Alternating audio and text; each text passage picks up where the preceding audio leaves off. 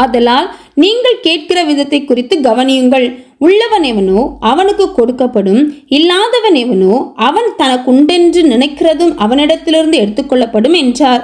அப்பொழுது அவருடைய தாயாரும் சகோதரரும் அவரிடத்தில் வந்தார்கள். ஜனக்கூட்டத்தினாலே அவரண்டையில் அவர்கள் சேரக்கூடாது இருந்தது. அப்பொழுது உம்முடைய தாயாரும் உம்முடைய சகோதரரும் உம்மை பார்க்க வேண்டும் என்று வெளியே நிற்கிறார்கள் என்று அவருக்கு அறிவித்தார்கள். அதற்கு அவர், தேவனுடைய வசனத்தை கேட்டு அதின்படி செய்கிறவர்களே எனக்கு தாயும் எனக்கு சகோதரருமாய் இருக்கிறார்கள் என்றார்.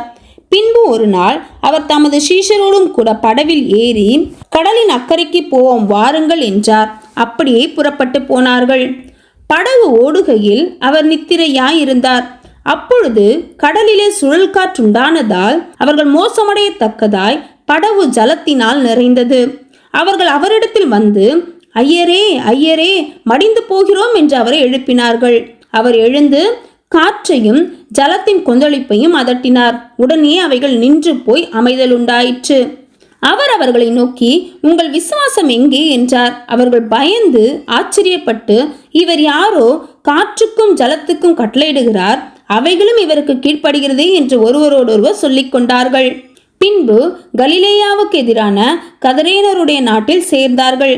அவர் கரையில் இறங்கின போது நெடுநாளாய் பிசாசுகள் பிடித்தவனும் வஸ்திரம் தரியாதவனும் வீட்டில் தங்காமல் பிரேத கல்லறைகளிலே தங்கினவனுமாயிருந்த அந்த பட்டணத்து மனுஷன் ஒருவன் அவருக்கு எதிராக வந்தான். அவன் இயேசுவை கண்டபோது கூக்குரலிட்டு அவருக்கு முன்பாக விழுந்து, இயேசுவே, உன்னதமான தேவனுடைய குமாரனே, எனக்கும் உமக்கும் என்ன? என்னை வேதனைப்படுத்தாதபடிக்கு உம்மை வேண்டிக் கொள்ளுகிறேன் என்று மகா சத்தத்தோடே சொன்னான்.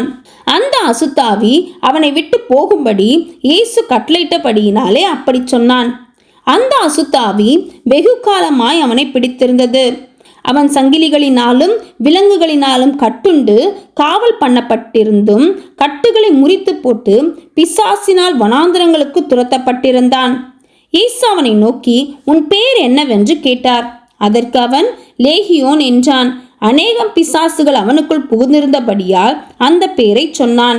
தங்களை பாதாளத்திலே போக கட்டளையிடாதபடிக்கு அவைகள் அவரை வேண்டிக் கொண்டன. அவ்விடத்தில் அநேகம் பன்றிகள் கூட்டமாய் மலையிலே மேய்ந்து கொண்டிருந்தது. அந்த பன்றிகளுக்குள் போகும்படி தங்களுக்கு உத்தரவு கொடுக்க வேண்டும் என்று அவரை வேண்டிக் கொண்டன. அவைகளுக்கு உத்தரவு கொடுத்தார்.